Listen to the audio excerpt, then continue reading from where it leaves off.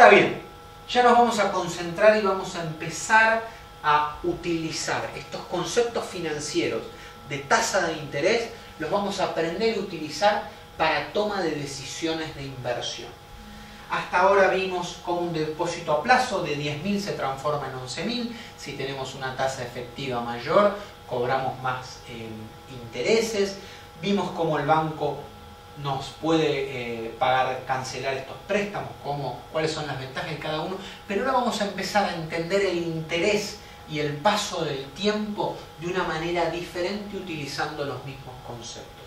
Y nos vamos a concentrar en lo que se llama el valor presente. El valor presente va a ser un concepto clave y único para ustedes poder tomar decisiones de inversión. O sea, este proyecto o este comercio o esta empresa, ¿es bueno, es malo, me sirve, no me sirve? ¿Puede ser un rentable, puede no ser rentable? La mayoría de estas preguntas las vamos a resolver con el valor presente de una inversión. Vamos a ver un poco en qué consiste esto del valor presente. ¿Se acuerdan del depósito a plazo? Nosotros dijimos que ponemos 10.000 y recibimos 11.000. La tasa de interés es una tasa de interés que pone el banco. El banco a mí me dice, miren, si ustedes colocan 10, yo les devuelvo 11. Si ustedes quieren más, no tienen opción. No pueden elegir esa opción la pone otro. Por ende, en cómo voy para este lado, lo determina una tercera parte. En este caso, el banco. ¿Sí? Entonces, fíjense la cuenta que habíamos hecho. ¿Se acuerdan la cuenta unificada? Capital inicial por 1 más la tasa de interés es igual a capital final.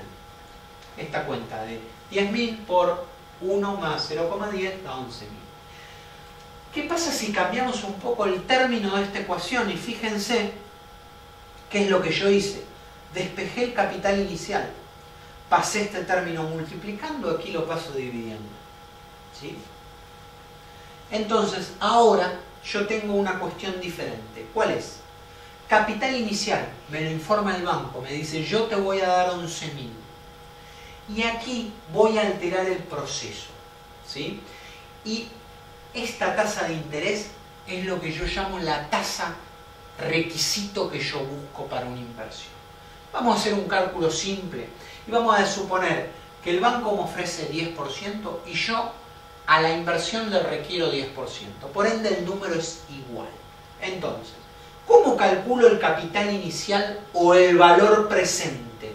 ¿Sí? El valor presente de la inversión que me ofrece el banco. Fíjense, cuánto me ofrece el banco en el futuro, dividido 1 más la tasa de interés que yo le solicito a la inversión. En este caso pongo la misma, que es la que me ofrece el banco, entonces llego al mismo valor. ¿Sí? Y ahora vamos a ver ejemplos diferentes. ¿Por qué? Porque si el banco me ofrece 11.000 y yo, para estar dispuesto a realizar una inversión en un depósito a plazo en un banco, requiero una tasa mayor, por ejemplo 12%, ya este valor no va a dar 10.000, va a dar un valor inferior. Y vamos a ver cómo eso lo utilizamos para tomar decisiones de inversión. Entonces, con esta fórmula que es el flujo de fondo futuro dividido la tasa de interés solicitada a las inversiones, yo obtengo el valor presente de una inversión. Y el valor presente es un concepto que vamos a utilizar muchísimo de aquí en adelante en el curso de finanzas. Muy bien.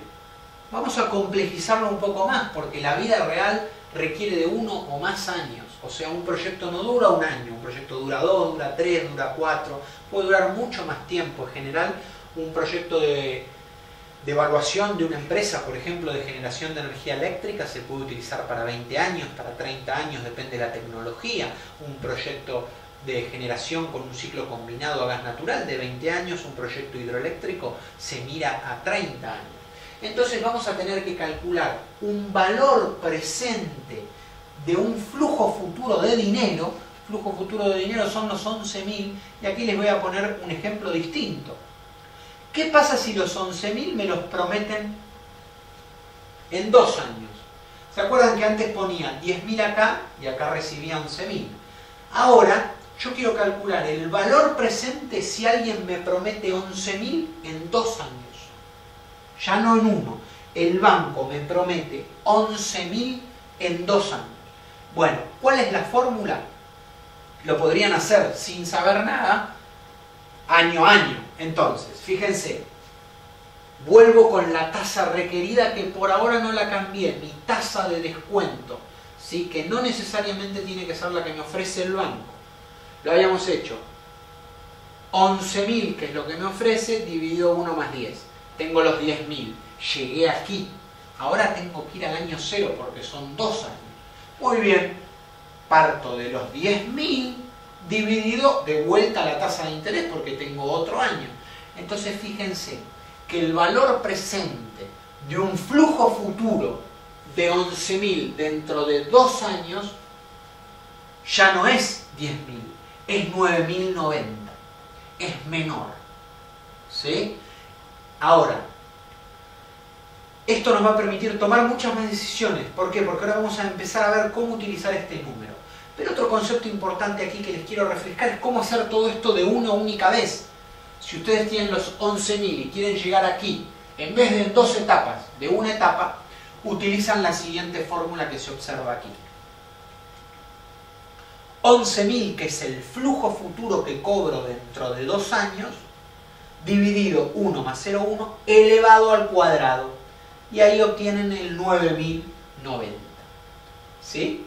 Entonces, yo aquí hice una fórmula única para traer el flujo futuro de 11.000 al valor presente con una diferencia de 2 años. Entonces, esto ustedes lo pueden hacer para cualquier periodo y para cualquier flujo. Ahora les voy a mostrar varios casos de flujos distintos. Pero ¿qué les quiero decir con esto? Utilicen estas fórmulas y hallen el valor presente. Y ahora vamos a empezar a entender cómo con el valor presente de este flujo futuro de fondos yo tomo decisiones de inversión, si las acepto o no las acepto. Muy bien. Vayamos en un ejemplo. Miren lo que dice aquí. Si el valor presente de un plazo fijo es 10.000 con tasa de interés del 10%, quiere decir que voy a recibir 11.000 dentro de un año. Entonces pongo 10.000 para recibir dentro de un año porque estoy conforme con recibir 10% de interés. Muy bien. ¿Qué es lo que estoy haciendo aquí? Vamos a hacer un ejemplo acá.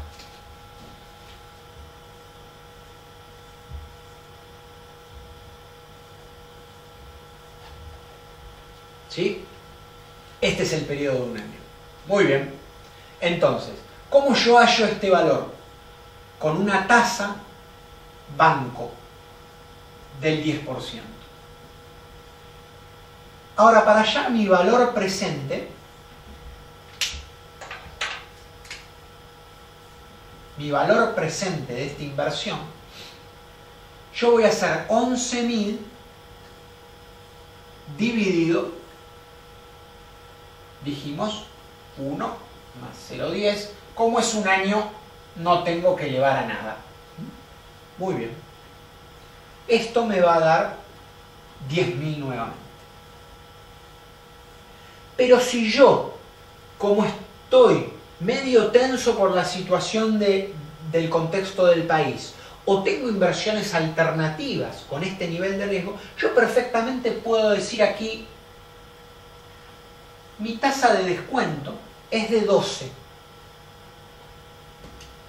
Entonces, aquí pongo 12. Fíjense, voy con la tasa del banco y consigo los 11.000. Pero vuelvo con la tasa que yo demando a las inversiones, que es del 12. Si hacen la cuenta con este número, esto va a ser un valor inferior a los 10.000, porque estoy dividiendo por un número más grande. Imaginemos 9.900, no sé exactamente cuánto es. Entonces, el valor presente con mi tasa de descuento que yo requiero, yo hago un plazo fijo solo si me dan del 12%. Ok, entonces aquí yo pongo 12. Bueno, pero el banco me da 10. Ok, entonces, valor futuro con la tasa del banco, descuento con mi tasa. Obtengo un valor presente de 9.900. ¿Cuánto tengo que poner? 10.000. No hago el depósito a plazo. Eso es una... Así vamos a tomar todas las decisiones de inversión. El valor presente tiene que ser mayor a la inversión para hacer el negocio, para desarrollar el proyecto, para comprar el comercio. El valor presente tiene que ser mayor al monto que yo estoy involucrando. Si el monto es menor, como en este caso, ¿por qué? Yo voy al banco, voy con 10.000 y me dan 11, pero tengo que poner 10.000. Bueno, pero mi valor presente es 9.900. En este caso, no hago el depósito a plazo y bueno, busco otra inversión para ver qué hago con mi dinero, etcétera, etcétera. Pero esa inversión no me convence y por eso no la hago. ¿Por qué? Porque el valor presente es inferior al monto de inversión. En este caso, si yo mi tasa es 10, pongo 10.000 y mi valor presente es 10.000, hago la inversión. Si fuese 9.900 ya no la hago. Carita alegre, carita triste. Y como el ejemplo que yo les hice del 12%, me daban 9.900, tampoco hago la inversión. Pero supónganse que el banco les ofrece otra cosa. Periodo de 2 años. 2 años tenemos. Vamos a hallar un valor presente y el banco nos ofrece 5.000 y 6.000 pesos. ¿Sí? Siempre poniendo 10.000. Entonces me ofrece 5.000 el primer año, 6.000 el segundo. Y acá involucro todas las cuentas que aprendimos. Valor presente del primer ingreso, 5.000 dividido 1 más 0,1. ¿Por qué? Porque es un solo año, no lo elevo a nada. No hay ningún exponente. Me da 4.545. El valor presente de esto es 4.545. Bueno, pero el banco me ofrece 6.000 dentro de 2 años también. Muy bien. 6.000 dividido 1 más 0,10 elevado al cuadrado. Me da 4.599. Fíjense que yo ni les dije cuánto es la tasa que está el banco ofreciendo.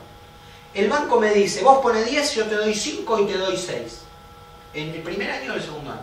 Bueno, yo como inversor quiero que el banco me dé una rentabilidad del 10%. Y por eso estoy utilizando acá la tasa del 10%. Si yo quisiese una rentabilidad al banco del 12%, aquí pongo el 12%. Bueno, vamos a suponer que pongo 10. Traigo el valor presente de este segundo flujo siempre a este punto. Por eso elevo al cuadrado. Sumo el total 9.504. Yo quiero una tasa para inversiones a plazo del 10% y obtengo un valor presente de este flujo de 9.500. No hago la inversión. ¿Por qué? Porque el valor presente es menor a lo que me pide el banco. El banco me pide 10 para darme 5 y 6. Bueno, yo averiguo el valor presente de estos 5 y de estos 6. 9.500. Entonces, no hago la inversión. ¿Por qué la versatilidad del valor presente de este flujo de fondos? Porque puedo utilizar las tasas que yo quiero, que yo pretendo para ese tipo de inversiones y me independizo de lo que el banco quiera, cómo lo estructura. Fíjense que ya con esto ustedes pueden analizar cualquier cosa. Si el banco le dice, pero escúchame, vos pones 10 y yo te ofrezco 5, 6 y 2, también lo pueden analizar. 5, 4 y 6, también lo pueden analizar. Hacen esta cuenta. Si tienen un año más, el tercer flujo, acá habrá un 3. Hallarán un nuevo valor presente con la tasa de descuento que ustedes quieran o que requieran para una inversión de ese nivel de riesgo. ¿Sí? Y ya se dan cuenta si quieren o no hacer la inversión que les ofrece el banco, independientemente de lo que sea. A usted le dicen, con 10 te doy esto, lo ponen en estas cuentas, hallan el valor presente y comparan contra lo que le pide el banco. Si su valor presente les da 11.000 y el banco le pide 10.000, háganlo. Si el banco les pide 10.000 y a ustedes el valor presente de cualquier flujo súper raro y súper complejo les da 9.500, no hacen la inversión y punto. Este concepto es el más importante para tomar decisiones financieras en el mundo de los negocios. El valor presente de la inversión. Después lo vamos a ver también involucrado en el método de la TIR o el método de la tasa interna de retorno. Todo eso lo vamos a ir viendo. Pero el valor presente a ustedes los independiza de cómo son la estructura. Un banco me ofrece 2, 1, 4, 8. En el año, en el segundo año, en el tercer año, en el cuarto año. Ok, listo, fenómeno. Hacen el valor presente de todo, y lo comparan contra la plata que tienen que poner y se acabó el problema. Es un mecanismo totalmente difundido para toma de decisiones en el mundo financiero. Muy bien, vamos a ver otro ejemplo. Fíjense, todo esto se los estoy resumiendo. O sea, tengo los 5.000, tengo los 6.000, el valor presente es de 9.500. O sea, 5.000 en el año 1 y 6.000 en el año 2 tiene un valor actual o valor presente, es lo mismo de 9.500. La inversión que me pide el banco es 10.000, el valor presente es no hago la inversión. Muy bien, ¿qué pasa si este valor presente me hubiese dado 10.500? Este de aquí, digo. Porque otra persona me dice, bueno, mira, a mí, yo vivo en Colombia y la tasa que me ofrecen los bancos es del 10%. Y yo creo que esa tasa del 10% es muy buena porque no creo que haya ningún problema de inflación y la verdad que a mí el rendimiento del 10% me da bien, me parece bien, le muestra el flujo de fondos el banco, pone su tasa de interés que por ejemplo puede ser 7%. Él a un depósito a plazo fijo en un banco le requiere una tasa del 7 y el banco le estructura cualquier cosa, haya su valor presente, le da mayor a lo que le pide el banco, toma la decisión de inversión. Está tomando una decisión correcta. ¿Por qué? Porque de alguna manera lo que él le pide a sus inversiones, esta tasa que yo proponía del 7%, el banco le está ofreciendo más, siempre y cuando el valor presente dé mayor a la inversión. ¿Sí? Este es el mecanismo más importante y es el con el cual vamos a trabajar el flujo de fondos de una empresa, vamos a analizar el cash flow, considerando esto vamos a analizar condiciones de deuda, etc. Todo relacionado con el valor presente. Miren estos tres ejemplos, año 1, año 2, año 3 y año 4. Un banco me ofrece 5 y 6, es el que ya vimos. Un banco me ofrece 11 en el primer año. Otro banco me ofrece 2.500 el año 2, 5.000 el año 3, 3.000 el año 4. Y una cuarta propuesta es 4.000, 7.000 y 2.000. ¿Sí? Entonces ustedes pueden cometer el grave error de hacer la suma, pero ahí no están teniendo en cuenta el valor tiempo del dinero. No hay que sumar esto. Hay que sumar estos todos en el valor presente del año 0. Hay que traer cada uno de estos con la tasa de interés que ustedes requieren. En este elevarán a nada, en este elevarán a 2, en este elevarán a 3, en este elevarán a 2, en este elevarán a 3, en este elevarán a 4. La misma tasa de interés que le solicitan este tipo de inversión. Muy bien, cuando traen todo eso, que es elevar, cuando elevan el divisor 1 más la tasa de interés elevado a, y lo traen al año 0, suman todo eso y obtienen los diferentes valores presentes. Entonces, si yo no tengo ningún requisito de dinero en el corto plazo, o sea, puedo decidir entre una inversión de 1, 2, 3 o 4 años, esta sería la decisión más acertada. ¿Por qué? Porque estoy maximizando el valor presente. O sea, si el banco me pide 10.000 y me ofrece esto, no lo agarro. Si me ofrece esto, puede ser que lo agarre también. Porque me pide 10 y me da 11. Y a mí el valor presente me da 10. Ok. Me pide 10 y me devuelve todo esto. A mí el valor presente me da 8.600. No lo hago. Me pide 10 y me da todo esto. A mí el valor presente me da 10,9. Sí lo hago y es la mejor decisión de inversión entre estas cuatro alternativas. Fíjense, no me importan los años, no me importa cómo está distribuido el capital, no hago sumas directas lineales si no tengo en cuenta el valor tiempo del dinero, llevando todo a valor presente, y ya tengo una herramienta súper potente para la toma de decisiones. La que maximice el valor presente del mismo dinero. Siempre estamos hablando de que hay que poner 10.000 pesos, o 10.000 euros, o 10.000 dólares. La que maximice los 10.000 dólares es la decisión que yo voy a realizar. Obviamente, si ninguna da 10.000, no hago ninguna. Pero la que dé mayor valor presente es la mejor decisión de inversión. Si hasta aquí no han entendido el concepto de valor presente, vuelvan a repasarlo, tomen un Excel, hagan las cuentas, miren los números, traigan un valor del año 1 al año 0, traigan dos valores, uno en el año 1, uno en el año 2, anoten, este es el valor presente, compárenlo con la plata que tienen que poner para acceder a ese flujo de fondos, o sea, la plata que le pide el banco versus la plata que le promete, frente a el valor presente de la plata prometida. Comparen el valor presente contra la inversión y hagan varios ejemplos y van a ver que es muy sencillo, pero este es el concepto más potente del mundo financiero. Si ustedes toman decisiones en función del valor presente, tienen una herramienta que no todos saben usar correctamente y no todos entienden el concepto de que ya se independizan de cualquier cosa. Para ustedes un flujo de fondos es lo más importante. Lo descuentan una tasa razonable para ese nivel de riesgo y se terminó. Así se decide sobre un proyecto. Obviamente hay algunas complejidades que vamos a ir viendo a lo largo del curso. Muy bien, ya nos vamos a meter en el módulo de evaluación de proyectos. Ahora, ya sabemos calcular un valor presente, sabemos manejar una tasa de interés, sabemos tomar sabemos cómo decir que sí, cómo decir que no a un proyecto, y ahora vamos a entrar en consideraciones pertinentes a cualquier evaluación de proyectos, ya sea una empresa en marcha, ya sea que le quiero comprar la empresa a un amigo, ya sea que quiero montar un nuevo negocio, pero ese nuevo negocio requiere una inversión. Esto es y aplica para cualquier cosa.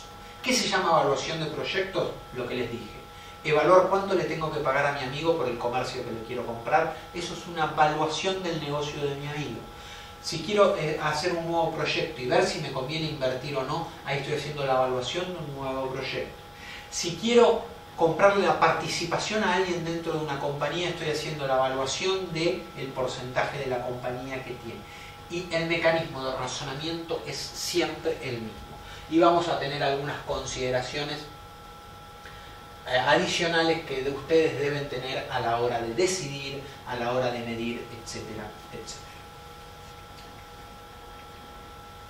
Muy bien, vamos a suponer un ejemplo clásico, una ferretería, un comercio. Entonces, ¿por dónde arranca una evaluación de un proyecto? Toda evaluación arranca por datos. Y si nosotros tenemos ese tipo de datos que ustedes observan ahí, ventas, costos, ganancias, amortizaciones, reinversiones, deuda, activos, stock, toda esa información es súper útil. Y acá la contabilidad cumple un rol fundamental. ¿Qué quiero decir con esto? Si yo te cuento con información de una empresa funcionando o de una empresa de un amigo, comercio de un amigo, que hace registros contables en un sistema, presenta balances ante la autoridad de regulación del país y encima es auditado, yo tengo un grado de certeza de todos estos datos mucho mayor que si compro una empresa de alguien que apenas tiene un sistema contable, que tiene un sistema de facturación que no es auditado y ni siquiera elabora un balance anual. Que hay muchos, por ejemplo, un comercio muy minorista no está obligado a presentar un balance anual, ni siquiera es una sociedad anónima. Entonces, esa persona, esa empresa, no tiene un requisito de presentación de balance. Entonces, la veracidad de estos datos o el registro de estos datos suele ser mucho más complicado. Cuanto más complicados son los datos, son más difíciles de realizar las estimaciones y por ende ustedes van a estar dispuestos a pagar mucho menos por esa empresa, porque no saben lo que les puede pasar. Entonces, vamos a desglosar todos estos términos, ventas, costos, ganancias, amortizaciones, reinversiones, de cualquier negocio nuevo, viejo, existente. Obviamente, cuando es un proyecto nuevo y yo no tengo información contable de ese proyecto, tengo que recurrir a proyectos similares, tengo que recurrir a información del mercado macroeconómico, tengo que incurrir a contratos posibles que yo pueda involucrar. O sea, si yo no tengo nada, ningún registro contable que no me permita hacer un planeamiento a partir de lo que pasó en el pasado, yo tengo que involucrar otros conceptos. Por ejemplo, si tengo un contrato de venta de los productos con alguien antes de encaminar ese proyecto y ya me aseguro un precio de venta de, no sé, de los bienes que produzco, ya sea de, qué sé yo, de metal, ya sea de acero, sea de herramientas, cualquier cosa. Si yo puedo contractualizar eso, yo ya tengo más certidumbre sobre mis ventas. Ahora, si no lo tengo, bueno, tendré que hacer un estudio de mercado, tendré que hacer un estudio regional o tener que hacer un estudio de los comercios de la zona, pero siempre lo más importante en lo que es la evaluación de un proyecto, las finanzas son relativamente simples. Cuando uno las empieza a manejar, son relativamente simples y no requieren grandes conceptos para toma de decisiones, no son conceptos extraordinariamente complejos. Sí, es muy importante que ustedes hagan un estudio pormenorizado de todas estas cosas y lo puedan detallar, lo puedan complejizar. ¿Para qué? Para darle certidumbre a las variables. Después las finanzas son siempre las mismas. El problema es si uno comete errores muy graves en las proyecciones. Entonces, para evaluar un negocio, una vez que tengo todo esto, ya sea del pasado o sea del futuro, termino resultando en una proyección. Y ahora vamos a ver algunos ejemplos de proyección. Sigamos con la ferretería. La ferretería como un ejemplo muy sencillo, ¿sí? Vamos a trabajar primero con un proceso de 5 años donde tenemos ventas. Tenemos unas ventas que se van incrementando, ¿sí? Puede ser por diversos motivos, puede ser porque creo que el barrio se está desarrollando, que está teniendo un crecimiento vegetativo, o puedo poner un crecimiento mayor de estas ventas por, no sé, porque se están incorporando nuevos barrios cerrados en la región. Puede haber muchos temas que influyan en el incremento de ventas. Y obviamente también pueden ser que los costos se incrementen, en mayor o menor medida. Eso hay que evaluarlo. ¿Por qué? Porque, por ejemplo, hay negocios que aparecen con muy buena rentabilidad al inicio, porque es un negocio nuevo. Por ejemplo, no sé, un negocio de desarrollo de una droga nueva. Una droga nueva puede tener un precio muy alto en su origen, pero después en el futuro va a aparecer muchísima competencia, por más que las patentes, digamos, uno pueda resguardarse un poco de eso, pero la competencia inunda el mercado, inunda la plaza y hace que usted tenga que bajar su precio. Entonces sus márgenes, su utilidad bruta, su margen sobre venta va a caer, porque usted va a ganar mucho más al principio por cada unidad vendida y luego va a ganar mucho menos. Todas estas cosas son súper importantes para tomar decisiones, para poder proyectar este cash flow. Entonces, veamos un poco. Proyecto ventas, proyecto costos. Tengo una utilidad bruta, a veces también llamada utilidad operativa, ¿sí? Esto, más que nada, lo que tantea es cómo le va al negocio, sin tener en cuenta si el negocio, por ejemplo, tiene muy alto nivel de gastos. Aquí es solo lo relacionado con lo variable, con la venta de una mercadería y lo que yo insumo en esa venta. Si yo tengo personal contratado, no es parte de la utilidad bruta. Por ejemplo, si tengo una persona contratada en relación de dependencia fija, no es parte de la utilidad bruta, sí es parte del gasto fijo. Ahora, si tomo personal para realizar la venta en particular, o sea, cada unidad que vendo, por ejemplo, necesito una persona más, eso sí es parte del costo de venta. Esto es todo lo variable, todo lo que está relacionado con vender más, gasto más, ¿sí? Y no el plantel fijo, no los gastos fijos, por ejemplo, el alquiler del terreno o los sueldos de las personas que están contratadas, que son independientes de las ventas. ¿Qué quiero decir? Si vendo más o si vendo menos, esto no cambia. Todo lo que está acá adentro sí debería cambiar. Muy bien, sigamos. Fíjense entonces yo que tomo de este negocio. Arranco con una utilidad o un margen sobre venta, que es esto dividido esto, del 25 y termino en el 15. ¿Qué quiero decir? Estoy diciendo, este negocio de alguna manera va a perder un poco de margen. ¿Por qué? Por ejemplo, porque aparece la competencia.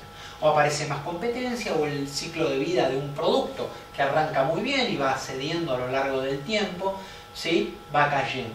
Entonces, traten de ser conservadores en estos términos, ¿sí? No sean súper agresivos, algo que vean un negocio de mucho crecimiento, como puede ser, por ejemplo, una compañía como Facebook, una compañía como Google, una compañía como Apple, pero empresas más estables o comercios más estables que no tienen una gran capacidad de expandirse. Por ahí ustedes en un barrio, si ponen un comercio, no van a poder vender cada vez más, 50% cada vez más, algo que compren otro local, etcétera, etcétera. Entonces, cuando evaluamos este local solo, traten de ser conservadores en sus márgenes. Amortización es un punto muy importante que vamos a discutir, detallar y analizar con cuidado. Sí, después vamos a entrar en ese detalle, pero las amortizaciones tienen que ver con el equipamiento que ustedes han adquirido para poder solventar el negocio. Vamos toda la parte de gastos, por ejemplo, sueldos, alquileres, seguros, todo eso está relacionado con gastos. Llevo unos gastos totales y acá también detallo la línea de intereses. ¿Sí? Línea de intereses es 15, por ejemplo, 15 unidades en miles, es lo mismo. Ya como acá las unidades no importa, sí importa el concepto, los tamaños, etc. Entonces, siempre es importante tener diferenciados los intereses relacionados con lo financiero, ¿sí? Porque vamos a ver qué se usa, cuando entra la deuda, cuando no entra la deuda. Bueno, llego a los gastos totales, acá incorporé otra línea. Este Excel obviamente está incluido dentro de la biblioteca virtual. Ustedes van a poder cambiar o restar valores y ver qué da esta evaluación del negocio. Otros ingresos y egresos. Muchas veces un comercio, a veces, no sé, tiene algún negocio asociado, está asociado o dentro de su sociedad involucra, no sé, un negocio de venta de diario, un negocio de venta de panadería y es dueño de una parte pero no lo maneja, entonces puede llegar a tener otros ingresos asociados, o por ejemplo hace colocaciones de la plata que recibe. Por ejemplo, ahorró mucho dinero en sus ganancias y ahora las está invirtiendo en un depósito a plazo. Los intereses de ese depósito a plazo son otros ingresos y egresos. Bueno, todas esas cosas distintas al negocio. Esto no tiene que ver con la ferretería. Bueno, y tenemos un resultado antes de impuestos también muy importante, y obviamente después tenemos acá en estos gastos pueden incluir ingresos brutos, también todas esas cosas van involucrando aquí. Y aquí tenemos los impuestos a las ganancias, depende del país, 30%, 20%, que si usted gana 400 tiene que pagar un porcentaje de esa ganancia, y esto es lo que queda como el resultado neto, la ganancia neta de una empresa. Que no necesariamente sea el efectivo que reciba usted por esta compañía. ¿Por qué? Porque puede estar haciendo inversiones, puede estar haciendo reinversiones. Todo eso lo vamos a explicar en detalle más adelante. Pero, ¿qué les quiero decir con esto? También, anímense a hacer proyecciones. Mucha gente de la que yo capacito dicen, ¿y cómo proyecto? ¿Cómo lo resuelvo? ¿Qué hago? No importa, créanme que una buena evaluación, estudiando cada línea, es importante, les va a dar a ustedes grados de magnitud, de cuánta plata pueden ganar, cuánto vale eso en el tiempo. Anímense a hacer proyecciones. Y también, si obviamente tienen datos históricos, esa proyección puede ser mucho más simplificada. Pero siempre involúcrense en el negocio, traten de entender de qué se trata el negocio de la ferretería, de qué se trata el negocio de la panadería, de qué se trata el negocio eléctrico, de qué se trata cualquier negocio. Traten de meterse en el negocio para ver cómo esto se puede comportar en el futuro y así tomar decisiones. Resultado neto clave para el flujo de fondos. Esto lo que estamos viendo aquí es lo que se llama un estado de resultados. Clave para toma de decisiones, que después, como esto es la película, esta película le vamos a agregar la parte 2, que es la variación del flujo de efectivo. Muy bien, estas consideraciones, que ya varias las estuvimos hablando, respecto de la información, de tratar de estudiar la facturación, los balances, el registro. También es importante, y ahora vamos a ver cómo involucrarlo, ver si la empresa tiene deuda o no. Fíjense que aquí la deuda, la única información que ustedes tienen de deuda es el interés, no tienen más nada. Puede ser un interés por cuenta corriente, que siempre le queda un saldo de plata y le pide prestado al banco, pero que efectivamente no tiene ninguna deuda bancaria. Pero sí es importante, cuando ustedes están mirando un negocio, ver si ese negocio tiene deuda, cuánto stock tiene. Todo eso no es parte del estado de resultados. Y por eso ahí se involucra el balance. ¿Sí? La deuda es muy importante, y después vamos a ver cómo trabajar una empresa con deuda. ¿Sí? Toda esta información es útil. Bueno, las proyecciones de venta les hablamos un montón, y el tema de la inflación. ¿Qué pasa con el tema de la inflación? No lo tengan en cuenta. ¿Por qué? Porque ahí se empieza a mezclar tasa de interés real, nominal. Cuando ustedes proyecten un flujo, piensen en términos reales. ¿Qué quiero decir con esto? No hagan el ajuste por inflación, sino, si ustedes creen que los 1.000 pesos que vendieron este año, el año que viene van a ser 1.000 pesos también, 1.200 pesos, porque la inflación no se fue del 20%, pongan 1.000 el año que viene. Lo importante es proyectar la variación de cantidad o de aumento de margen. Por ejemplo, tengo inflación del 20%, entonces de 1.000 paso a 1.200. Bueno, pero además creo que voy a tener un margen unitario más grande porque me está desapareciendo competencia. Bueno, bárbaro. En vez de poner 1.200, que eso es en la inflación, ponga, no sé, 1.050. Si cree que va a ganar 50 pesos más, aparte de la inflación, ¿sí?, en la materia de venta. Y obviamente lo mismo para los costos. No haga un aumento de costos por inflación, salvo que los costos de usted aumenten más que la inflación, que es un poco el caso de nuestro ejemplo. Fíjense que yo estoy tirando el margen para abajo, estoy siendo conservador, pero esto es una cuestión del mercado independiente de la inflación. Yo creo que este negocio, sí, obviamente también es importante considerarlo, porque imagínense, yo tengo un negocio que si hay mucha inflación no me puedo proteger. Bueno, ¿qué quiere decir entonces eso? Que los 1.000 que vendió este año, el año que viene pueden ser 800. Entonces considérelo ahí si su empresa no se puede proteger de la inflación. Pero nada de aumentar tasas por inflación, descontar con flujos más grandes. Esto es todo, trate de enfocarse en el negocio. Si la cantidad es la misma y el margen es el mismo, el número que debe utilizar en el próximo año es el mismo. Si la cantidad y el margen es mayor, deberé usar un número más grande. Muy bien, nos vamos a enfocar en todo el tema de amortizaciones. La amortización es un término económico y contable referido al proceso de distribución en el tiempo de un valor. ¿Qué es la amortización?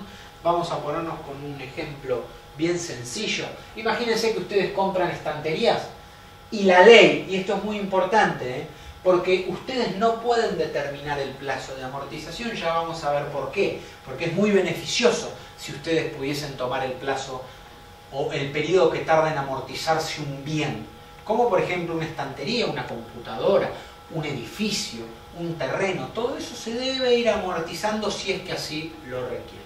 Por ejemplo, si la estantería se amortiza en 5 años y tiene un valor de compra de 10.000, la amortización anual es 10.000 dividido 5. 2.000 pesos por año es lo que yo voy a tener que incorporar aquí, vamos a la línea, de amortizaciones. Obviamente esto está expresado en miles y eso serían 50.000. Estoy haciendo ejemplos para entender el concepto de amortización. Entonces, amortización es valor de compra dividido cantidad de años que se amortiza. La mayoría de los bienes de uso, de las estanterías, de los equipamientos de infraestructura que yo necesito, tienen un periodo establecido. Yo no puedo amortizar en el plazo que quiero. Eso las leyes contables y los usos y buenas costumbres tienen determinadas esas cantidades. De hecho, pueden tener un problema fiscal, un problema con el fisco, si hacen una amortización diferente a la permitida. Vamos a ver cómo impactan también en este sentido los rubros diferentes. Aquí también les muestro un ejemplo de 4 computadoras, donde las computadoras obviamente se amortizan en 3 años o en menos años. Depende de la ley, de su país, 2, 3 años, etc. Un criterio contable razonable. Entonces tengo 4 computadoras que vale 1.000 pesos cada una, 1.000 por 4 dividido 3 es el monto anual a amortizar en computadoras. Fíjense que la amortización, es un monto que resta, ¿sí? O sea, la amortización se descuenta del estado de resultado. Y vamos a ver esta amortización cómo impacta después en los flujos de fondos de la acción. Bueno, vamos ahora a entender un poco el impacto de las amortizaciones. Estas amortizaciones que literalmente impactan, no tanto, obviamente impactan en el término económico. Acá tengo un detalle del mismo cuadro que estábamos viendo recién, para el año 1 o el año 2. El año 0 general se reserva para el año donde se realiza la inversión, pero no andemos en eso. Y aquí tenemos el campo de amortizaciones en 50 y en 52. Recordemos que estas amortizaciones obviamente son una proporción de nuestros bienes de uso que estamos amortizando, ¿sí? Ya sea la infraestructura, sea digamos una estantería, sea equipamiento, ahí tenemos una camioneta, autos, digamos, o una inversión de mucho más envergadura, como puede ser una máquina que produce energía eléctrica, una máquina que transmite gas natural. Pueden ser digamos, equipamientos muy complejos que tienen una amortización muy grande. Entonces, vamos a ponernos un poco en mente, ¿no? Yo tengo una empresa que hace algo. Esa empresa hace cosas como por ejemplo una ferretería y tiene camionetas. Una vez que yo compré la camioneta, que hice mi inversión, después yo puedo ir amortizándola de manera contable. Ahora, fíjense qué interesante esto, que cuando yo calculo mi ganancia neta, el resultado antes de impuestos, ¿sí? Aquí un concepto que resta es la amortización. La amortización resta a mi ganancia. O sea, acá está descontado, que hay un valor, que es 52, que restó aquí y me hizo llegar al 2,90, obviamente otros subieron, otros bajaron. Y sobre este número yo pago ganancias. O sea que yo descuento la amortización para mi cálculo del resultado antes de impuestos y después calculo los impuestos que pago y efectivamente termino en el resultado neto. Ok. Pero ¿qué es lo interesante de esto? Que esta plata ustedes la están amortizando, pero no la están gastando. Una empresa que está amortizando un equipamiento que ya hizo, es una inversión que ya hizo y ahora la contabilidad le permite amortizarlo y por ende restar aquí, no es una erogación de efectivo que ustedes están haciendo. Ese año ustedes, aquí donde están ganando 188, además están recibiendo algo de dinero por no haber gastado las amortizaciones. Esto no es plata que se fue al dueño, que le importa la plata que efectivamente se queda. Estos 52, el dueño los tiene en efectivo y por ende es parte de su flujo de efectivo. Es mentira que el dueño tiene 188. ¿Por qué? Porque una parte de las amortizaciones no salieron de su caja, salieron en términos contables. Entonces fíjense, ¿cómo impactan las amortizaciones? Gano menos plata. Ok, gano menos plata, ¿por qué? Porque tengo descuento amortizaciones. Bueno, fenómeno. Pago menos impuestos, porque una empresa que gana menos plata paga menos impuestos. Amortizo, gano menos, pago menos impuestos también. Pero ¿qué pasa con el efectivo? Lo que yo desconté acá, que me ayudó a ganar menos y además pagué menos impuestos, se suma después. Esto es un ingreso, visto si uno parte del resultado neto. Al resultado neto yo le tengo que sumar. Entonces hay un doble efecto de las amortizaciones. Disminuyen la ganancia, me hacen pagar menos impuestos, pero a su vez después las vuelvo a sumar. Entonces eso es lo que se llama, y ahora vamos a ver más en detalle, con un ejemplo claro, el escudo fiscal que produce. Miren este ejemplo. Pasamos de amortizar 50 a 80. No sé, imaginemos que en otro país la amortización contable es distinta y se puede amortizar un poco más rápido. Es exactamente el mismo margen, ¿eh? Las mismas ventas, los mismos costos, la misma ganancia bruta, gastos, lo mismo, pero yo aquí puse, en vez de amortizar 50, amortizo 80. Por ende, fíjense qué interesante, gano menos plata. En vez de ganar 400, gano 370. Ok, muy bien, pagando 80 de amortización. Ok, gano menos plata, entonces pago menos impuestos a las ganancias, porque gané menos. Bueno, bárbaro. Pero ya vayámonos a meter, no en el estado de resultados, sino en la parte 2 de la película que a mí me gusta llamar, que es la variación de efectivo, que es lo que efectivamente a ustedes les importa. ¿Cuánta plata queda? Y miren aquí qué interesante. Cuando yo quiero saber cuánta plata me queda a mí como dueño, tengo que sumar a todo esto las amortizaciones, porque no es plata que gasto. Yo acá estoy considerando que gano esto neto. Guarda, pero yo gané esto, pero además esto no salió de ningún lado. Entonces, las amortizaciones siempre se suman para averiguar la verdadera generación de caja de una empresa. Entonces, fíjense que acá yo estoy sumando un número más grande, 80 en vez de 50. Fíjense que ahí lo que yo llamo, en la última línea en verde, free cash flow del accionista, es la plata que efectivamente se queda al dueño, es el resultado neto. Le sumo las amortizaciones, porque acá están descontadas las amortizaciones y en verdad el dueño no las gastó. Ok, bueno, pero además todo dueño tiene que reinvertir una parte. Está claro que todos los años tendré que comprar una camioneta, o comprar gomas nuevas, o comprar llantas nuevas.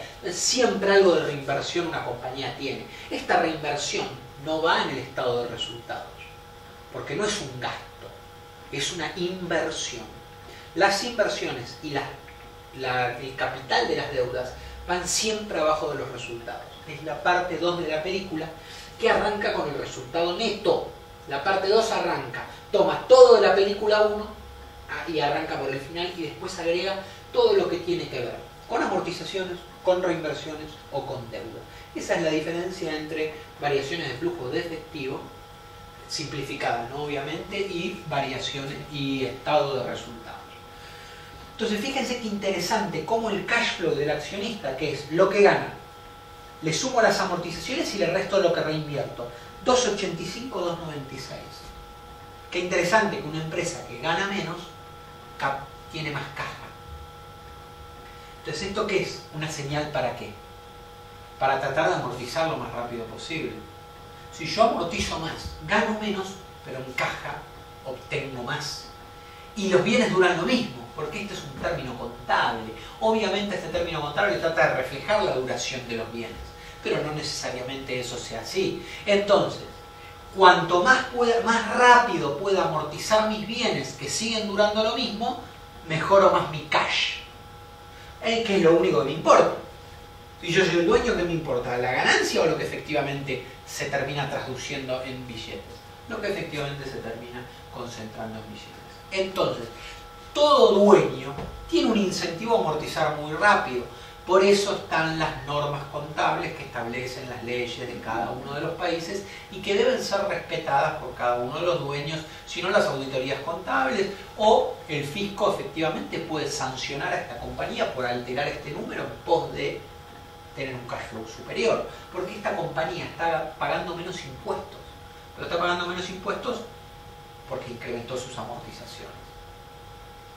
Ahora, cuando ustedes tienen un proyecto y lo quieren fomentar, este es otro concepto muy interesante, si yo soy un Estado y quiero fomentar determinados proyectos, yo lo que les propongo muchas veces es lo que se llama una amortización acelerada.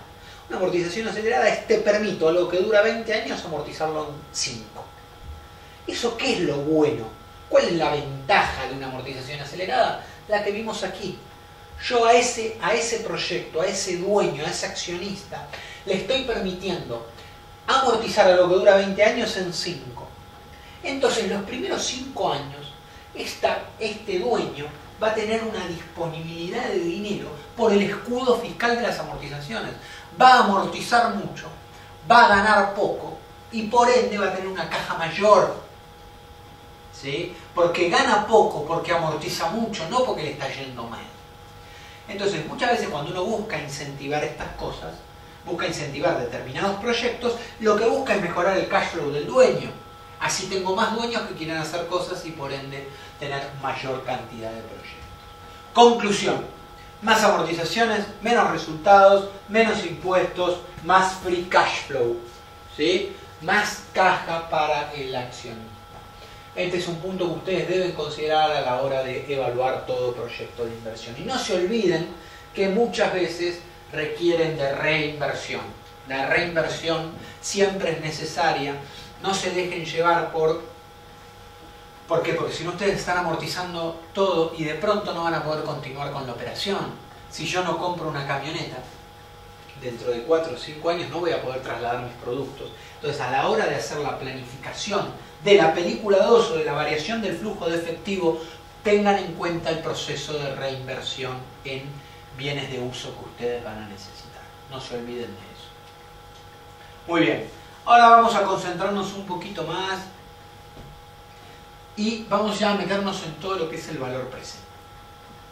Resumimos de vuelta toda la compañía: utilidad bruta, gastos totales, otros ingresos, resultados de impuestos. Vamos a la misma línea del estado de resultados, la línea final, que es el resultado neto, ganancia neta. Muy bien, dijimos que tenemos que incorporar en todo análisis, esto puede ser devolución o toma de deuda, como quieran, las amortizaciones sin inversión, y armamos la variación de flujo de efectivo, que es esta línea de aquí. ¿Sí? Primer consideración importante que yo les pido es, cuando tienen en cuenta esto, ¿se acuerdan que hablábamos de un flujo de cualquier cosa? El banco me ofrecía tanta plata este año, tanta plata el otro. Bueno, aquí tienen plata de vuelta. 285, 215, 181, esto es plata. Es dinero que en el tiempo, ¿sí? En el tiempo, este proyecto va a dar. Esto es lo que me ponía el banco en 5.000, en 6.000. Es lo mismo. Entonces yo a esto perfectamente le puedo sacar el valor presente.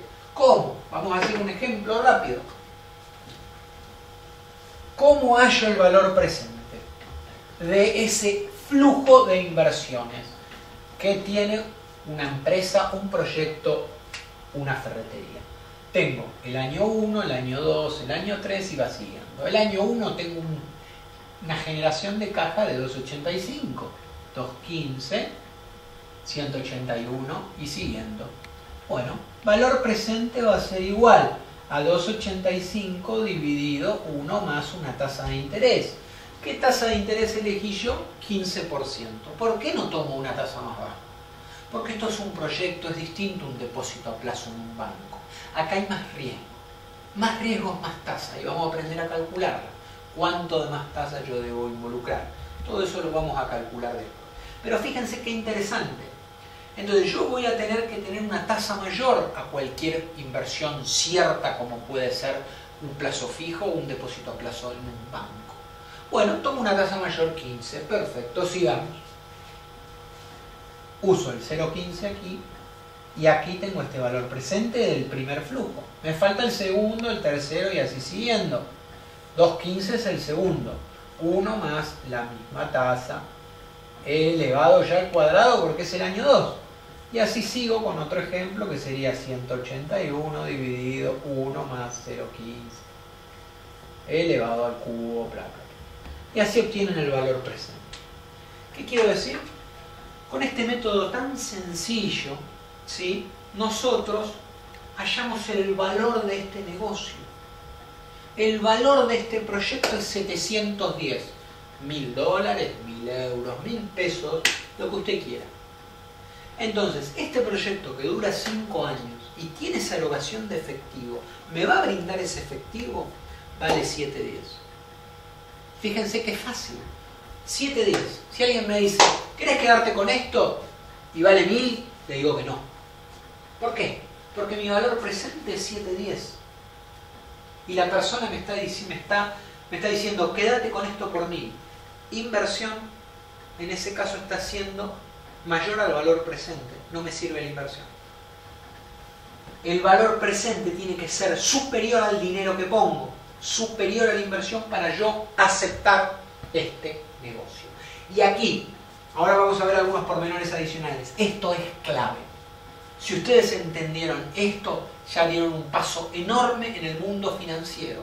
Un paso enorme en materia de finanzas. Con esto ustedes se pueden sentar a hablar de valor presente de una inversión, de tasa de interés. Vamos a ver muchos pormenores adicionales. Pero ustedes ya pueden saber cuánto vale un negocio de lo que sea.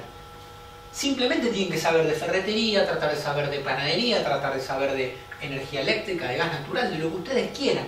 Pero eso, digamos, eso es lo que más tiempo y más difícil lleva. Lo que sí, las finanzas no son complicadas si uno las aplica razonablemente. Vamos a algunas consideraciones más. Esta empresa decimos que vale 7.10, ese es el valor presente. Todo aquel que me pida más de 7.10 yo no lo agarro. Muy bien. Vamos a hacer algunas consideraciones más. Valor terminal. Fíjense lo que yo estoy poniendo acá. Y esto es lo que uno busca, trata de ser conservador, ¿sí?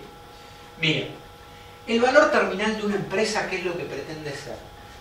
La empresa va a durar 5 años, la ferretería se muere en el año 5. No se muere, va a seguir. Bueno, entonces lo que yo trato de hacer primero es el flujo de permanencia. ¿Qué quiero decir el flujo de permanencia? ¿Cómo le va a ir a esta empresa para siempre? La ferretería, el lugar es mío, por ende el edificio va a seguir estando, el edificio no se va a derrumbar, nada. Yo voy a poder seguir vendiendo en el barrio, no va a haber una demolición, o por lo menos eso no lo supongo. Entonces yo digo, bueno, ¿cómo le va a ir a esta ferretería para siempre? Entonces, proyecto una venta, unos costos, unas amortizaciones, unos gastos, intereses, todo lo mismo. Pero fíjense que acá, en este vector, ustedes tienen que ser un poco más conservadores. Porque ustedes no saben lo que va a poder lograr esta compañía toda la vida. Esto es como suponer, mirá, de acá al futuro este comercio va a ganar 96.000, lo que sea. Para siempre. Entonces, ¿qué es lo que hice yo? Bajé mucho el total otros ingresos y egresos. Lo bajé a 60 en vez de 119, que es la información que yo tenía más certera. Entonces, traten de hacer un vector conservador aquí. Y fíjense otra cosa interesante. Amortizaciones, 56. Reinversión, 50. Entonces, el cash flow yo lo estoy castigando. ¿Sí? La generación de caja para siempre de esta empresa es 102. Y ahora vamos a ver eso. Fíjense, una complejidad muy natural que les surge. El profesor dice que la empresa gana 102, o el número que sea, el número que ustedes quieran, que supongan, para siempre. O sea, yo sé el valor presente de los números que habíamos estado viendo antes, 280, 190, qué sé yo, sé que lo divido por 1 más la tasa, pero ¿qué hago con algo que se repite todos los años? ¿Cuál es el valor presente de algo que se repite para siempre? Bueno, hay una fórmula que me simplifica este valor. ¿Sí? Yo puedo hallar el valor presente de esto, de todo algo que es infinito. Puedo saber el valor presente de algo que se repite para siempre. Eso es lo que se llama una anualidad. Y hay una fórmula matemática que por aproximación llega a un valor muy cierto. Pero lo más importante es que ustedes sean conservadores en este número, en el free cash que estábamos hablando, y ahora vamos a incorporar lo siguiente. Miren aquí, valor terminal, habíamos llegado, acá ustedes veían 102. ¿Cómo yo llego a ese número? Miren, fíjense qué es lo que tomo acá. Los tres últimos números, 96, 56 y 50. 96, 56 y 50. Sumo los tres y esto obviamente es el que me da el 102. Este resultado es 102. Lo dividen, ese resultado, que es la generación de caja para siempre, lo dividen por la tasa de interés. Así de fácil. O sea, 102 dividido 0,15, ese es el valor terminal que se llama de este negocio. O sea, en el año siguiente, ¿sí?, ustedes tienen un valor terminal de 681. No es más el 102. El 102 era una cosa que se repetía en el tiempo. Bueno, este número lo que responde es esa cosa que se repite para siempre. En el año 6 vale 681. ¿Está bien? Entonces ya a partir de acá no hay más nada. Todo lo que yo creo que la compañía sigue está representado en este número. ¿Sí? Eso es algo financieramente y matemáticamente correcto. Ahora, si yo hago el valor presente del accionista, a esto lo trato como un flujo más ahora. Como antes trataba el 172, como cualquiera los dividía por estos conceptos, por la tasa de interés, bueno, ahora este también lo divido. ¿Qué va a terminar siendo? Como eso es el año 6, el aporte que va a ser al valor presente va a ser 681 dividido 1 más 0,15 a la 6. Este es el aporte que hace el valor terminal de este negocio al valor presente. Y lo debo considerar. Fíjense lo que ha cambiado el valor presente del accionista. Este negocio vale 1.005. ¿Sí? O 1.000.000, lo que sea. Los múltiplos que ustedes quieran utilizar. Este negocio vale 1.005 dólares, 1.005 euros, depende de la moneda que hayan utilizado. Siempre traten de utilizar moneda dura. O sea, moneda que no tenga un proceso inflacionario. Si ustedes, la mayoría de los proyectos, como son globalizados, se tratan de mirar en dólares o en euros. Esa es la recomendación también que les sugerimos hacer. Entonces, fíjense cómo aumentó el valor presente de esta inversión por haber incluido el valor terminal del negocio. No se puede despreciar este concepto porque es muy importante en cuanto a lo que vale la empresa. Entonces, valor presente del accionista. Si me ofrecen ser el accionista dueño y me piden 1.500 para entrar, pones 1.500 y te quedas con todo ese flujo de fondos futuros. ¿Agarran? No. ¿Por qué? Porque el valor presente a mí me da 1.005 y me están pidiendo 1.500. Cara triste, no entro en este proyecto. Ahora, vamos a entrar en un montón de detalles más que son necesarios para ustedes para poder hablar de finanzas, como por ejemplo qué tasa interna de retorno utilizar, hay muchos temas. Pero fíjense que es fácil, no incluimos muchos más conceptos. Valor terminal es algo conservador que se va a repetir en el tiempo dividido la tasa de interés. O sea, el 112 dividido el 0,15 me da el 6,81, lo anoto acá. Una vez que lo anoto acá, este flujo de efectivo representa el futuro para siempre. Para siempre.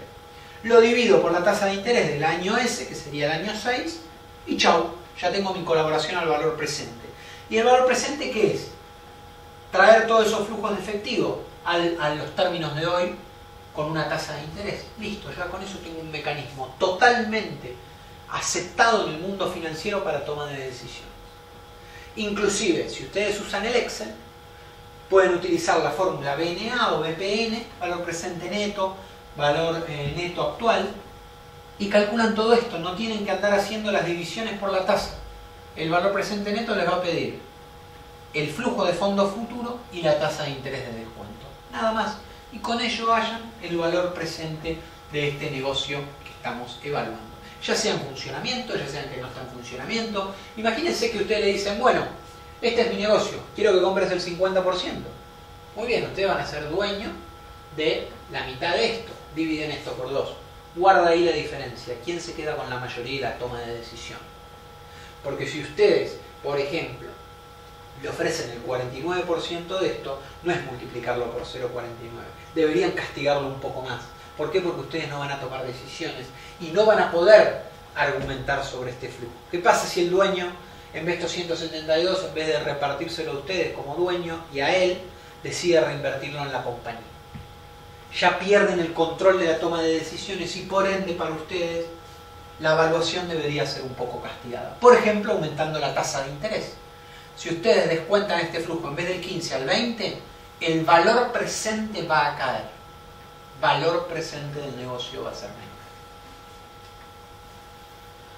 Muy bien, ahora vamos a involucrar algunos conceptos adicionales que los vamos a deducir de este negocio que estuvimos evaluando. Fíjense, la empresa de vuelta con su valor terminal, todos los flujos de efectivo. Olvídense de este campo. Muy bien, valor presente del accionista, línea azul, 1005. ¿Qué tasa de descuento utilicé? 15. Ok. ¿Qué pasa? Y fíjense qué fácil de pensar es el método de la TIR, que es un método nuevo que estamos incorporando ahora. ¿Qué pasa si yo efectivamente compro la empresa? Pero porque no sé utilizar el método del valor presente. No lo sé utilizar. Entonces me ofrecen 1500 y la agarro. Ok, bueno, la agarro, perfecto.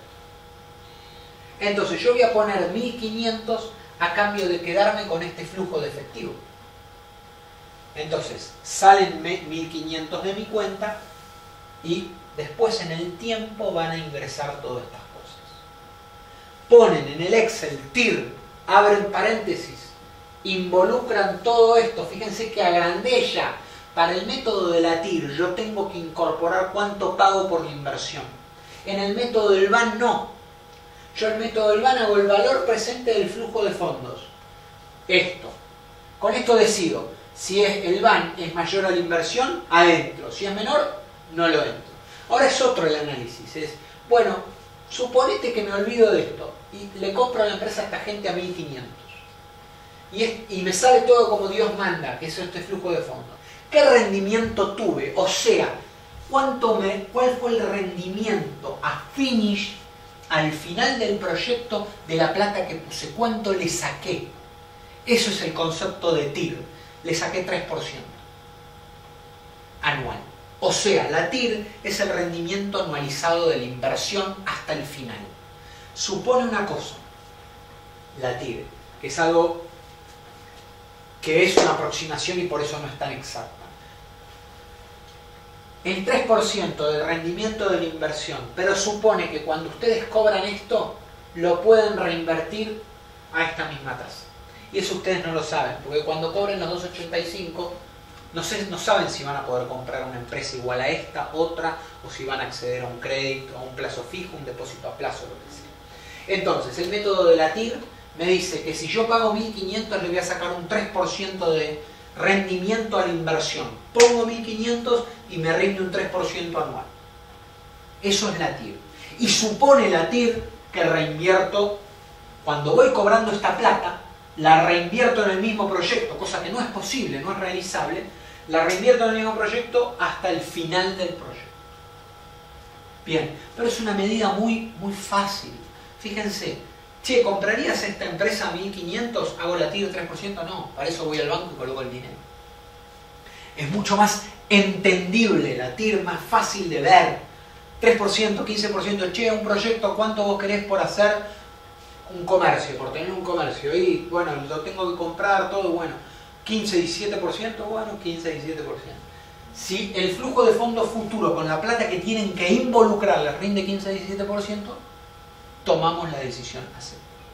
Entonces, la TIR es mucho más directa, es mucho más absoluta, pero tiene algunos errores en su medición. Fíjese qué interesante otra cosa, entre el VAN y la TIR, cómo se mezclan un poquito.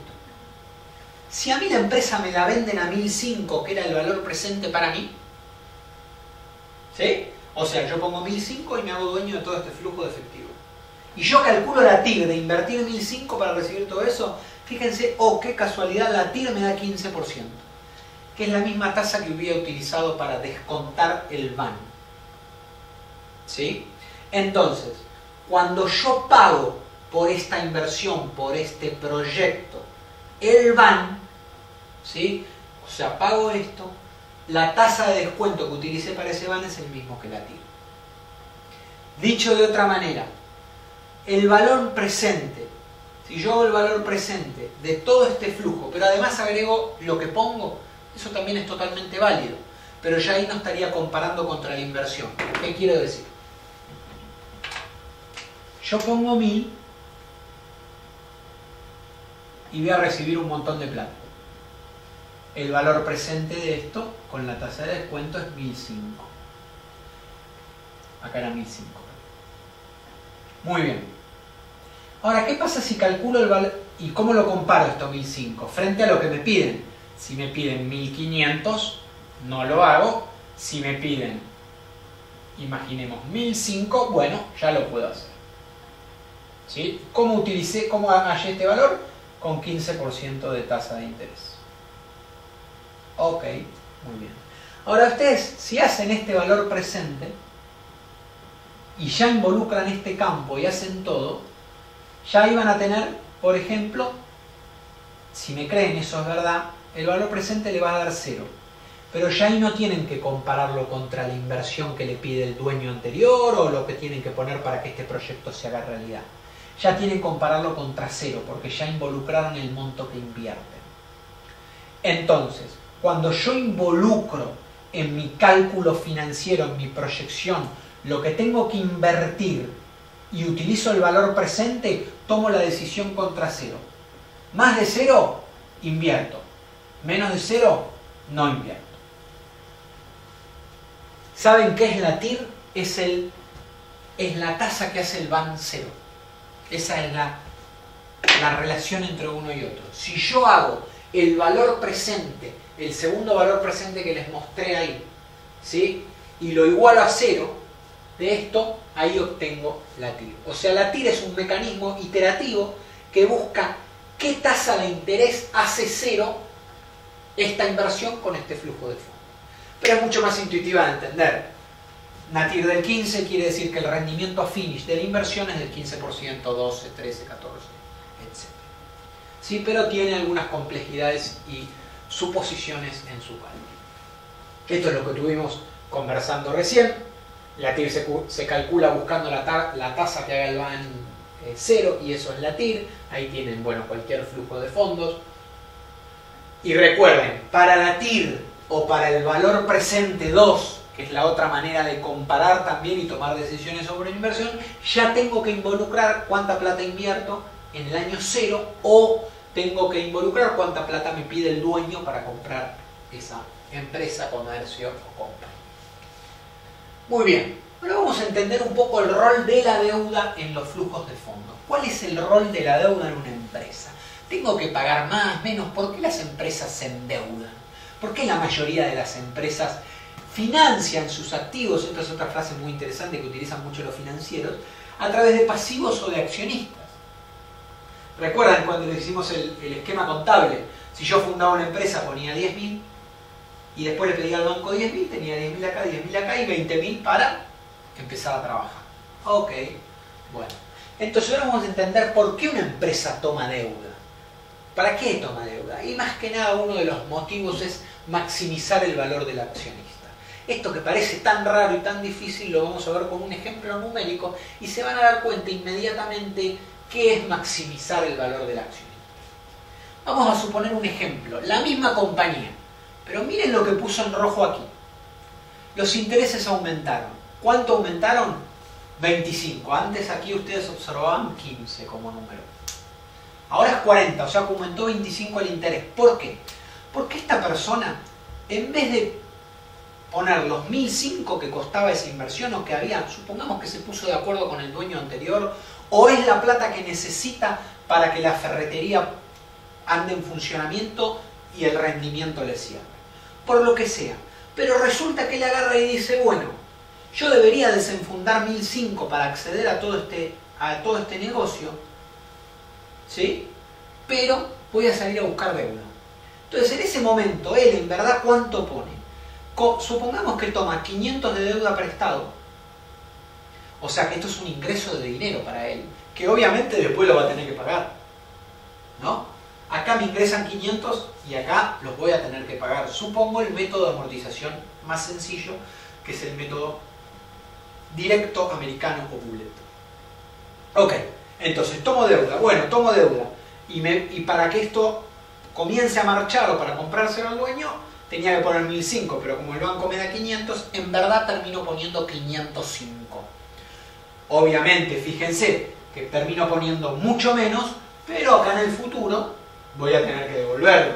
Entonces, dentro del cash flow hay que restar la devolución de deuda. Y también los intereses. Pero los intereses tienen una ventaja que también producen un escudo fiscal.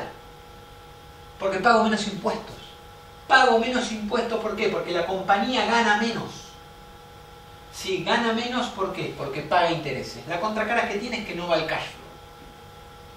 ¿Sí? Y eso lo vamos a empezar a entender un poco cuando veamos la tasa de financiamiento, etc. ahora. Entonces, fíjense qué interesante. Esta persona se endeudó ¿cuánto? Si pide 500 y paga 25 adicionales por año, quiere decir que se endeudó al 5%. Tomó un préstamo al 5% y a esta inversión le pedía 15, etc. Pero él, en vez de poner toda la plata, agarra, pone un poquito más de la mitad y pide un préstamo al 5%. ¿Sí? Cuando el rendimiento, si pagaba 1.005 la inversión, ¿cuánto era? 15. O sea, él está encarando un proyecto sin deuda que le rinde 15. Pero ahora, por la mitad de su dinero, consigue tomar un préstamo. O sea, en vez de involucrar toda la plata, involucra menos plata. ¿Por qué? Porque el banco le presta el 5%. Entonces, fíjense qué interesante aquí. Que la TIR nueva de esta persona es del 30%. Para ponerlo fácil y para que cualquiera lo entienda, una persona que hace un proyecto al 15 y se endeuda al 5, está potenciando el capital. Se está apalancando, o sea, alguien está tomando deuda para involucrar menos dinero propio, ¿sí? A una tasa muy inferior a la del proyecto. Si yo hubiese puesto los 1.000 o los 1.005 o lo que sea, mi rendimiento, mi TIR hubiese sido 15, medida sobre los 1.005. Pero acá, si pongo 505 en vez de 1.005 y me consigo deuda muy barata, potencié el rendimiento de mi capital. Ahora pongo menos dinero, está bien, pero tengo un rendimiento sobre ese dinero muy alto. O sea, acá invertí 505 con una TIR esperada del 30. El rendimiento de mis 505 es del 30. Y antes estaba invirtiendo 1.005 a un rendimiento del 15. ¿Qué hizo este accionista? Tomó deuda barata y consiguió potenciar su capital. Después se va y con los 500 de esto hace otro proyecto y trata de buscar algo así. Este es uno de los motivos por las cuales la mayoría de las compañías tienen deuda. Porque si consiguen deuda a tasas accesibles, que en general la tasa de deuda es menor a la tasa que se le pide a un proyecto, ¿sí? Porque si, digamos, uno no tiene un ratio de endeudamiento muy caro, esta empresa la verdad que debe 500 pero gana un montón de plata por año, gana 260, 200, muy probablemente la pueda pagar. Entonces el banco va a estar dispuesto a prestarnos plata y probablemente a una tasa inferior a la que busca un accionista, el que busca un desarrollador de un negocio. Entonces, si yo consigo ese financiamiento barato, estoy potenciando mi capital. Esto es lo que se llama apalancarse. Estoy tomando deuda, ¿para qué? Para aprovechar, primero que tengo una renta, digamos, una parte de estos intereses me ahorran impuestos, me está produciendo un escudo fiscal, ¿sí? Porque yo tengo que devolver 25 más de interés, pero a su vez pago menos impuestos también, ¿sí? Entonces, cuando ustedes observan esto, este es el motivo fundamental. Aquí está muy exagerado el 30%, ¿no? Es difícil encontrar tanto desplazamiento entre deuda y proyectos. Pero este es el motivo principal por el cual todas las compañías tienen un ratio de endeudamiento. Tienen una parte del financiamiento de sus activos tomada con deuda para potenciar el rendimiento del accionista. Obviamente, todo tiene un límite. Miren este ejemplo. 25% de tasa de interés. El 25% de tasa de interés me lleva a pagar intereses por 140. ¿Sí? Ahora es muy caro el dinero. Pedir plata es muy caro. Pero devuelvo el mismo capital. Me dan 500, devuelvo 500. En lo que sí pago mucho interés por año. Muchísimo. ¿Sí? Entonces, fíjense cómo se altera el cash flow ya. Los intereses, y si bien me permite pagar un poco menos de impuestos, afectan el cash bastante. ¿Por qué? Porque tengo que pagar mucho interés. Y fíjense que acá el accionista ya empeoró su rendimiento. Tomó deuda muy cara y ahora su capital, en vez de rendirle el 15, que era el origen sin proyecto, le rinde el 13. No tiene sentido esto. Esto ningún accionista debería tomar esta decisión. Porque le conviene mucho mejor hacer el proyecto con su financiamiento propio. Obviamente todo esto en un mercado global. ¿Por qué? Porque si yo no tengo el dinero para afrontar los 1005, probablemente así todo, mi única posibilidad de realizar este proyecto sea 13. Y este resultado para mí igual sea satisfactorio. Pero imaginemos el mundo como algo globalizado, algo donde se puede ir redireccionando el dinero. Por eso la mayoría de las compañías toma deuda. Ahora, si yo no tengo los 1005 y necesito pedir, bueno, guarda, porque tengo un proyecto apalancado que empeoré su rendimiento porque la tasa de interés es muy alta, ¿sí? Y además tengo un proyecto de deuda. Pero bueno, si no tengo las restricciones, así y todo, 13% puede ser una decisión muy razonable. Puede ser un buen rendimiento del capital para esta persona o para esta empresa. Pero fíjense que hay un límite, ¿no? Donde el endeudamiento me beneficia y por otro lado me puede perjudicar. Muy bien. Vamos a ver un ejemplo un poco más realista, más sensible. ¿Qué pasa con las compañías cuando se quieren endeudar? A medida que se van endeudando cada vez más, los bancos se dan cuenta, los mercados de capitales se dan cuenta. Entonces, si una compañía está muy endeudada, puede ser que no pague la deuda. Y si no paga la deuda, aumenta su riesgo de crédito. O sea, una compañía que tiene menor posibilidad de pagar su deuda, tiene un riesgo de crédito más alto. Y por ende, los que ofrezcan dinero a esa empresa le van a pedir más tasa. ¿Por qué? Porque quieren mayor rendimiento, porque el tomador del préstamo es más riesgoso. Obviamente acá hacemos ¿qué es lo que estamos mostrando en esta tabla? Distintas cantidades de deuda que toma la compañía. ¿Sí? Y acá les estoy evaluando la TIR resultante.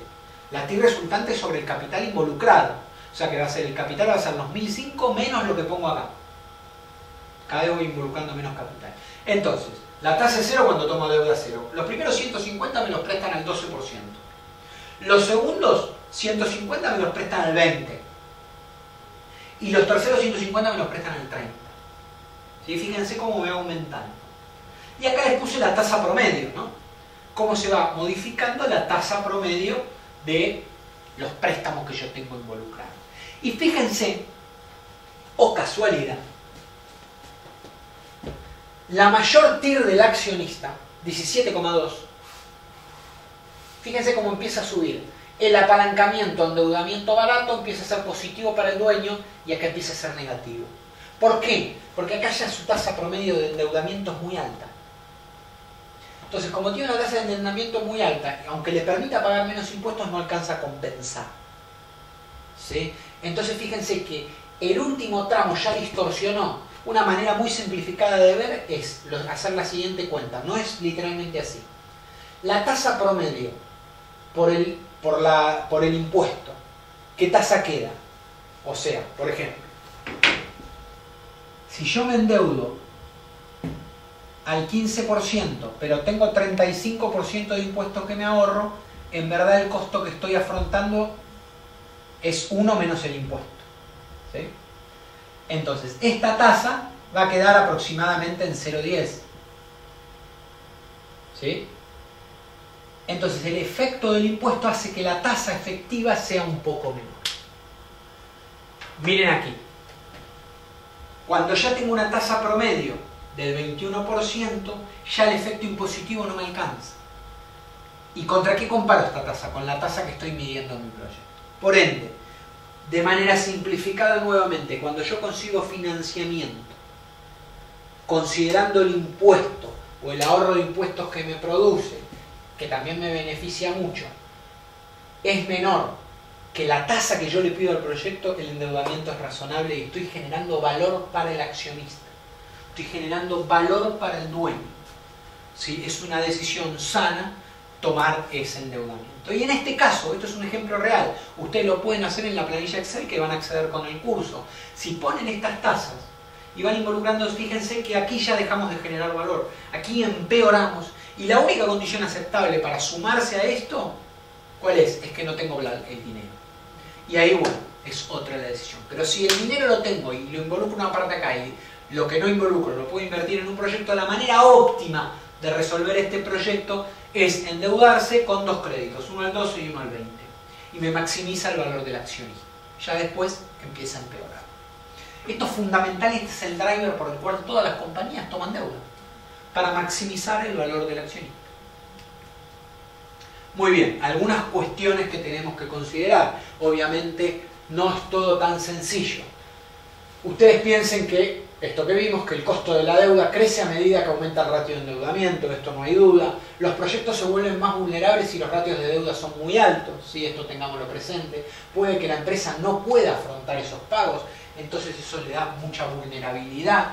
¿Sí? Traten de que sus proyectos sean sólidos. Si ustedes se pasan en cantidad de deuda, si llegan a tener un default, toda la reestructuración, por ahí tengan una empresa quebrada y hayan perdido su equity, hayan perdido su patrimonio neto, ¿sí? Porque pasa a ser el dueño el acreedor de la deuda.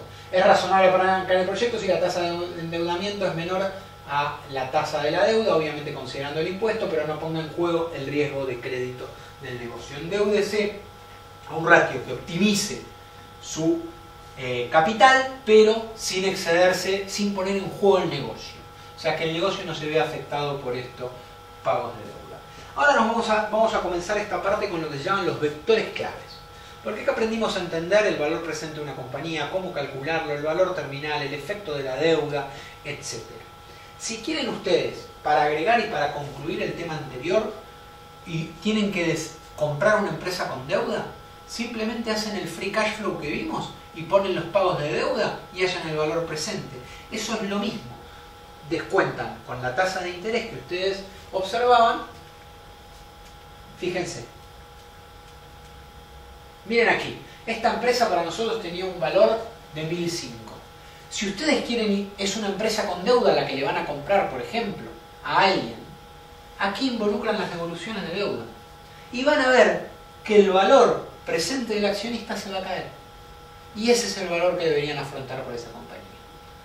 Esto es para concluir cómo involucrar una deuda para saber el valor del accionista, ¿sí? Es otro costado más. ¿Por qué? Porque si la empresa tiene deuda, como acá yo voy a restar plata, esta empresa debe 500, acá va a tener que pagar 500. Si yo la compro con deuda, acá va a tener que pagar 500. Entonces pongo los 500 aquí y van a ver cómo el valor del accionista va a caer fuerte. Y eso es lo que ustedes deberían pagar por una empresa con